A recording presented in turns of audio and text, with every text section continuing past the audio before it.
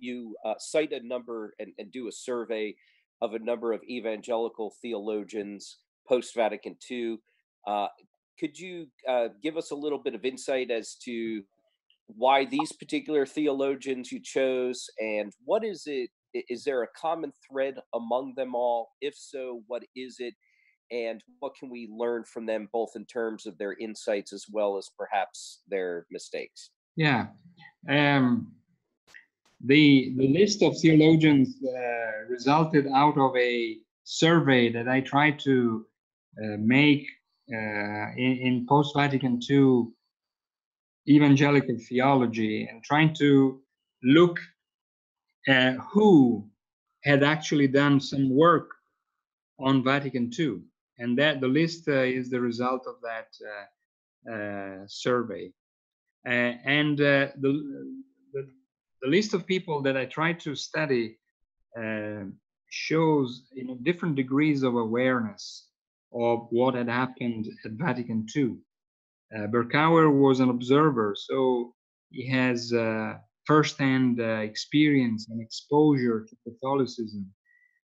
John Stott was involved in the Lausanne movement, leading to the beginnings of official dialogues between evangelical groups and Catholic groups.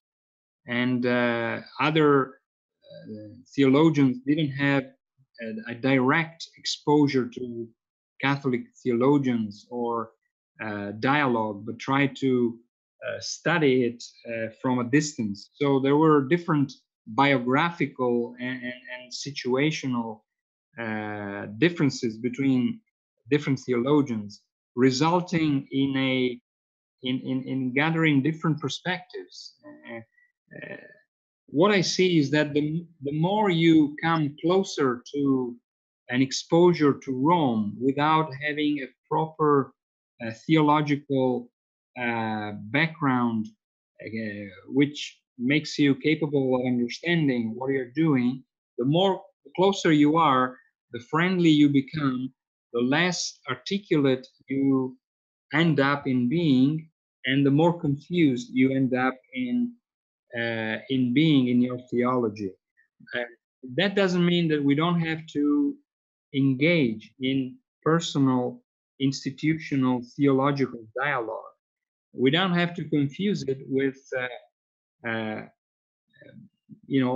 being absorbed in this theological politeness or correctness that wants people to, once they begin to dialogue with other people, wants people not to be critical of positions, of theologies or topics, but want to refrain from doing so. I would like our theological enterprise to be eclectic and apologetical, yes, and confrontational in the positive sense of the word. Of course, not moving away as much as possible all the emotional attachments or the superficial reactionary attitudes, but actually going to the very roots of the issues, and doing so boldly, doing so courageously, doing so clearly. And this is something that is lacking, in my view, in present day dialogues. Once you begin to an official dialogue, people normally end up in the kind of religion of political correctness. It's so true. That makes it difficult then to develop a critical analysis and defending it openly, gently, graciously, and yet clearly. I couldn't agree more, Leonardo. I always yearn for dialogue and conversation with Roman Catholic theologians, but you always, because you want to be polite and friendly and you don't want to offend people, sometimes people always try to smooth over any differences in order to find some measure of commonality. Last year in the fall, and on this very program, we had two different episodes where we discussed Thomas Aquinas and the Beatific Vision with one Lawrence Feingold and then one Dominic Legge, who are both very tremendous American Roman Catholic scholars. And I was so thankful to both of them, as we had conversations with them, where we were able to have tremendously charitable and friendly conversations. I think Jim can testify to this. Yet they recognized that we were Reformed people, that were, we understood that they viewed we were outside of the proper church communion, and yet we recognized that they have significant issues. We have deep differences foundationally on our theology. Nevertheless, we could have an open dialogue and a conversation to arrive at, the actual theology of Thomas Aquinas. And we actually found agreement there that we both have the same assessment of what's going on, except these friends have a sympathetic view of what Thomas is doing on the beatific vision, and we have a very critical view. But we could still have a conversation. We need to have more of those, where we can have those conversations with theologians and not try to apologize for our convictions that would separate us in terms of our communions.